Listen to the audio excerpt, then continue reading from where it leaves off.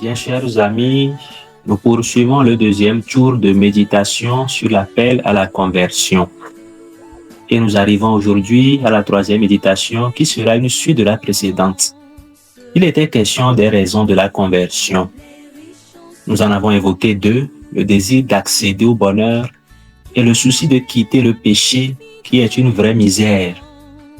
Je nous propose aujourd'hui d'explorer une troisième raison qui est peu orthodoxe, mais qui mérite quand même une attention. C'est la peur du châtiment divin. Autrement dit, il est dans l'intérêt de l'homme de se convertir au risque de faire face au jugement divin.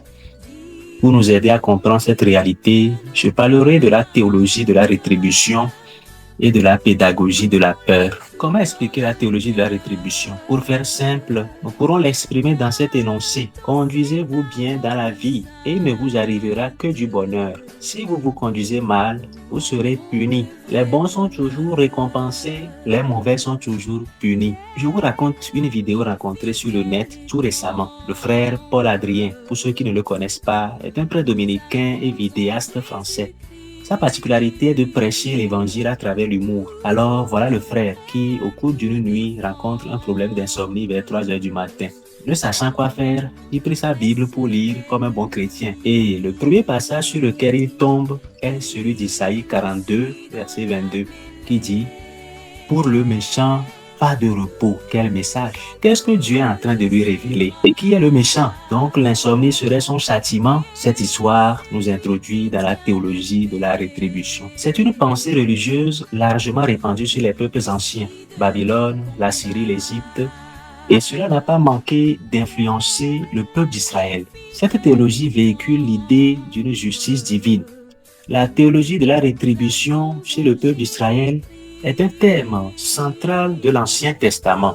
Elle repose sur l'idée que Dieu récompense la fidélité et punit l'infidélité, souvent de manière immédiate et visible dans l'histoire. Cette théologie se fonde sur l'alliance et la loi. En effet, Israël croyait que l'obéissance à la Torah apportait la bénédiction, la prospérité, la paix, la fécondité, tandis que la désobéissance entraînait malédiction, guerre, exil, maladie. Dans le cours de l'histoire d'Israël, certains événements politiques et militaires sont interprétés comme conséquence directe de la fidélité ou de l'infidélité du peuple et de ses rois. C'est l'exemple des livres des rois et des chroniques qui nous parlent de rois qui ont bien vécu et ont trouvé grâce auprès de Dieu, tandis que d'autres, pour s'être mal comportés, ont attiré la colère de Dieu sur eux. En 1 Roi 13, versets 33 à 34, nous lisons « Jéroboam persévéra dans sa mauvaise conduite. Il continua d'instituer n'importe qui comme prêtre des lieux sacrés. Il donnait l'investiture à tous ceux qui le désiraient pour en faire des prêtres des lieux sacrés. Tout cela fit tomber dans le péché la maison de Jéroboam, entraîna sa ruine et provoqua sa disparition de la surface de la terre. » Bref, Jéroboam s'est mal comporté. Il a été puni. Il est à noter qu'avec le temps, cette théologie a évolué, surtout avec le livre de Job, dans lequel on voit Job le juste souffrir malgré sa vie droite et exemplaire. Israël comprend alors que la souffrance n'est pas forcément liée au péché. Bien, chers amis, en ce qui nous concerne aujourd'hui, la théologie de la rétribution, même si elle n'est pas parfaite, peut servir de stimulus pour nous faire quitter la voie du péché.